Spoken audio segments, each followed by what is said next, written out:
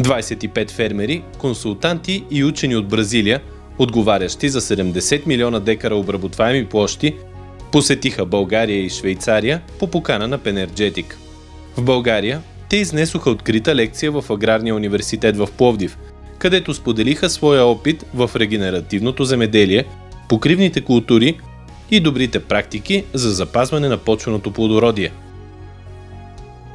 Бразилските гости посетиха също така и стопанства в Северна България, където от години се отглеждат полски култури по устойчив и щадящ природата начин, с минимални обработки и с използване на биологични продукти, целящи да подобрят почвеното здраве. Георги Мантърлиев разказва повече за посещението. На гости имахме една бразилска група, която представлява група от компании, които обработват в Бразилия повече от 72 милиона декара. Това е 2 пъти и половина обработваемата площ на България. Тази група дойде тук да обменим опит, да споделиме нашите резултати от повече от 10 години използване на биологични продукти и минимални обработки на почвата.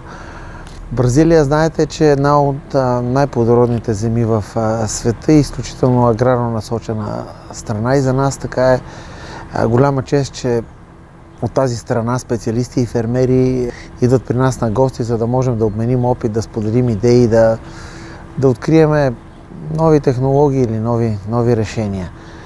Посетихме едни от нашите клиенти, с които повече от 10 години работиме по технологии, които са с минимални обработки, щадящи, и така модерното напоследък регенеративно земеделие. Много е приятно. Преди години ние ходихме да се учим в западните фирми на прецизност. Инженерната прецизност я получихме от западните фирми, но биологичната устойчивост, която направихме, един опит на много години събиране като пчелички, събирахме технологии от целия свят, анализирахме, адаптирахме, приобщавахме, обобщавахме и така нататък. Благодаря на Аграрния университет, че прие нашето предложение да направим лекции пред студенти и земеделци от бранша. Срещата беше отворена. Естествено, направихме една по-дълбока дискусия, по-професионална.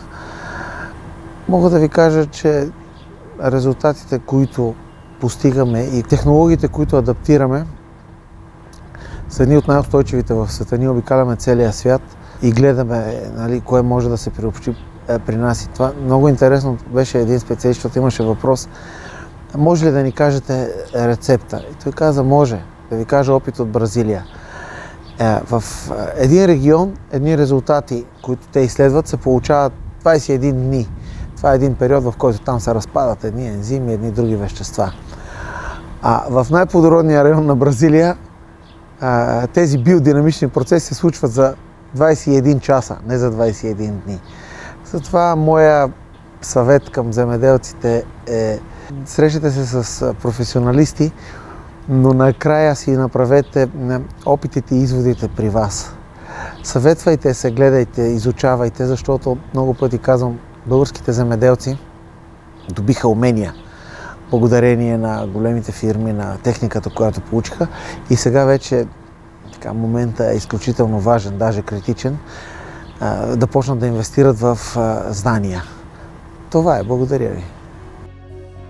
Очаквайте и репортажите ни от Швейцария, където обмяната на опит ни запозна с философията на земеделието в страната.